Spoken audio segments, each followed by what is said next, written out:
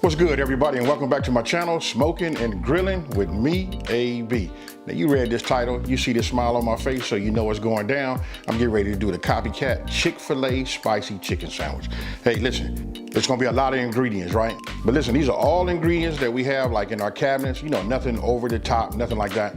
Listen, we're gonna follow this process. Listen, we done made it a few times here in this household, and we love it. Hey, so I'm not gonna over talk it. We finna get right into it, and I'm gonna break it down into 3 sections. Let me just say that right now. I'm gonna break it down, and first we're gonna do our little marinade, then we're gonna make our sauce, and then we're gonna make our bread, and then we're gonna go ahead and put it all together. Hey, with that being said, let's get into these ingredients, and let's make it happen.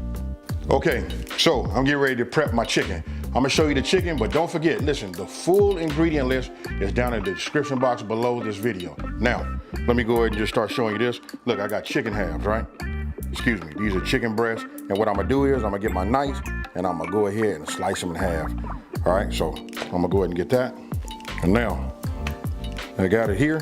What we wanna do is we just wanna half it. So I'm gonna come like this. And the reason I'm doing this, because we want it to cook and we want it to be, you know, to cook evenly. And then, you know, when you have these thick parts of the chicken breast, some will be ready, like this part over here will be ready, and then the thicker part, which will be up here and this together, they won't be ready. So you'll have undone chicken. So we just go ahead and half it like that. I'm gonna go ahead, I'm gonna take just 2 of the bigger ones.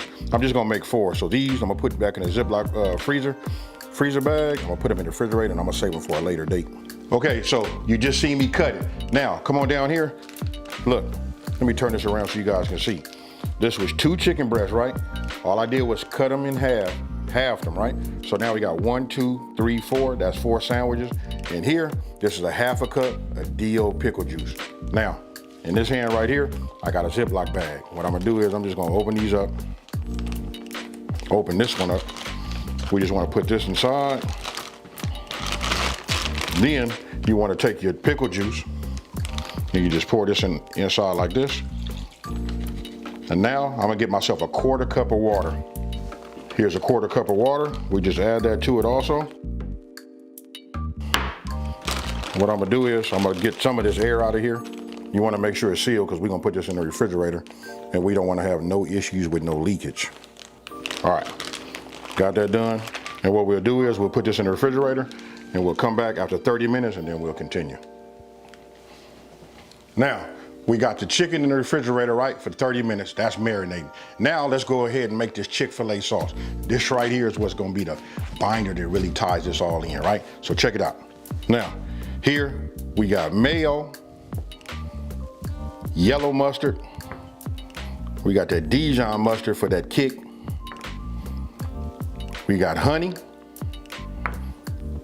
barbecue sauce, and it's just like a sweet barbecue sauce. So any type of barbecue sauce you use that have like that brown sugar in it, that's what you want to use right here. Here we got paprika and garlic powder. And last but not least, we got lemon juice. It seemed like a lot, but listen, what we're doing is we replicating what Chick-fil-A does, right? This is their, you know, recipe is about as close as we're gonna be able to get it without actually taking the recipe, right? So, look, I got myself a bowl. All you wanna do is, we wanna dump all these ingredients in there and get yourself, you know, a whisk, and then we just wanna mix it and blend it in, you know, blend it well. So, start with yourself with a spatula so you can get all your ingredients. So, there is no order right here. I'm just gonna grab them, whatever's, you know, closest to me, or whatever order I wanna use, because listen, it all gotta be in here together, and then what we do is we blend. Now, get your whisk, and let's make it happen. I can tell you one thing about when you start mixing ingredients together, and when they, you know, you got the proper blend, boy, the aroma that it gives off is just amazing. So, we're just gonna keep whisking it. And then by using a glass bowl, we can look on the side, right? You can see what need to be scraped. Did you get it all in there? You see that? Now, we'll just keep doing this. I'm gonna get me a spoon, then we're gonna taste it, and then we're gonna put this in the refrigerator and let this chill. Let me taste it. Oh, I'm gonna put this in the refrigerator and let this chill. Now we finna set up our breading station. Chicken's in the refrigerator, the sauce is made, now let's set up our breading station, right? So let's go over these ingredients. Now, I'll just start by saying this. This is gonna be the exact same way we made the sauce. all of these ingredients just gotta go in this large bowl. This right here, you just wanna make sure you got a bowl that's large enough so that you can put all of your, your chicken in there and pat it down so you can get all of your breading on it, right? So we'll start by doing this. This right here, we got all-purpose flour, salt and pepper. Now here's where it get a little tricky. This right here is that powdered sugar. Listen, got 3 tablespoons of this. Look, this is a must-have. If you want it to be just like Chick-fil-A, gotta have it. Now, I said it's a spicy chicken sandwich, right? This right here, this is cayenne pepper. You can put 1 teaspoon, or you can put a tablespoon in here, or you can go 2. This right here is 1. This is up. I just took the chicken breast. I got them right here on the counter. Here they are right here. Now look, we're gonna deep fry, right? So I gotta say this right here. I'm gonna show you, another option. For myself, if you look right here, I'm gonna be using my deep fryer. This is my Tefal deep fryer. I can set my temperature to 350 degrees up here. Listen, and it's gonna maintain that. I don't have to worry about no guesswork, right? Now, I'm gonna show you, this is probably the way, because if you don't have a deep fryer, this is the normal way everybody's gonna do it. We're gonna use, just a regular pot, but you're gonna have to get yourself a candy thermometer. But listen, to take the guesswork, especially for people that are new, get yourself one of these. These are only like about 10, 11. Max it can be is like $13, right? You can pick these up online. Candy thermometer, you can get 350. You got a pot. Make sure you get a pot that's big enough too, so that when you put your chicken breast inside of here, it's gonna start splattering. You want to at least make sure that some of your oil stay inside. Other than that, you're gonna have to go through that cleanup, wiping your stove, stuff like that. So this is an option. This is a good option. Sometimes you guys gonna see I do this also. But right now, like I said, I'm gonna be using my Tefal deep fryer, and we're gonna go from there. So look, I just got a pan. I put a cooling rack right over the pan, right? Because I'm gonna tell you why. Once we come out of this bag, again, we're gonna dip here. We're gonna dip. Then we're gonna double dip, boom, boom, right? Then when we shake off, then we're gonna just line them here. And meanwhile, my grease is coming up the temp to 350 degrees, remember that. So let's go ahead and get our station set up right now. Now, I just go ahead and let it drip like this. Here, I'm not gonna pat it dry or nothing. We're gonna go right into our egg wash, right? So we got this done. Once it's completely coated, we'll let it drip like this. And then we come right on over here to our flour, right? So I'm just gonna do this. And then what I like to do is I like to mash it down, And then you're gonna mash it in on the other side, because the other side is really, really textured. So we wanna make sure we get it in there, right? So now we here. Now I'm gonna come back here. We're gonna use this hand now, like that. We're gonna let it drip. We're gonna lay it here. All it is just a repeat, that's all, folks. I don't wanna overcomplicate it, super easy. You can start to see the color on it, change. Look, so take your hand and get it like this. This is gonna be the key to getting that good breading. And then you want to know why sometimes when we make it, it don't look the same way as other places. This is what they're doing, you guys. Real easy. Now, take it, shake it. You guys can see it on both sides, fully coated. We're just gonna lay it right here. And now, all we're gonna do is repeat. Okay, now look inside those crevices right there. Look, this is key. You wanna make sure you got flour everywhere. And that, what we're doing is we're building the flour up so we can have that, that thick breading, right? We want it to be crunchy. After you come out of your wet wash, you go back, because we double dipping. And then what you're doing is right now, you just wanna make sure you put some flour over the top, because you'll notice I'm gonna put my hand when it's flat and I'm gonna mash it in there. This is how we get that flour everywhere. Not just dropping it and then sprinkling on there. You wanna mash it. Just like what you see I'm doing right there. Look, there it is again. That is like, hey, listen, that's the key to having that thick, crunchy, breading. Go ahead, shake it off.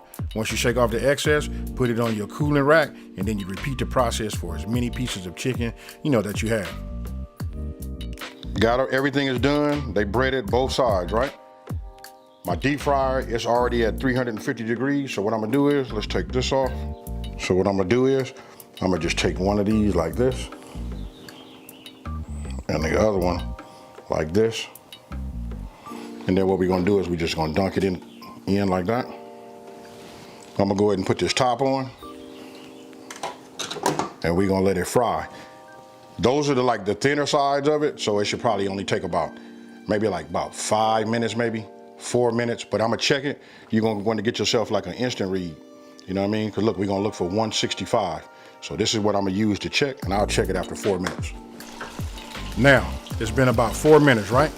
Take them out. I'm sure it was about every bit of 4 minutes. And then what we wanna do is check the internal temp. As you can see right here, look, it kind of like slowed down, 163, 64, 65, actually went to 67. That was perfect right there. Put both of them on a cooling rack, put my other 2 thicker pieces into the deep fryer and letting those go. Now, those took about 7, almost 8 minutes for those to be, fully temped, right? Reach 165 with that, took those out.